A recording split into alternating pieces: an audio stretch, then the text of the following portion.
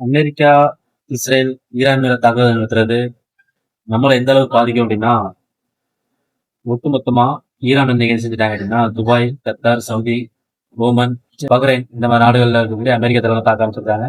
இதே நேரத்துல இந்தியாவில் இருக்கக்கூடிய அமெரிக்க எம்பசியை தாக்குன்னு சொல்லியிருக்காங்க. இது எந்த மாதிரி சூழ்நிலை உருவாக்கி இப்போ அரபு நாடுகள் இருக்கக்கூடிய எந்த கண்ட்ரிக்குமே இப்போ வரைக்கும் எல்லா ஏர்கிராஃப்டையும் நிப்பாட்டாங்க. கடல் போக்குவரத்து, கப்பல் போக்குவரத்து, தரைவழி போக்குவரத்து எல்லா போக்குவரத்து நிப்பாட்டிட்டாங்க.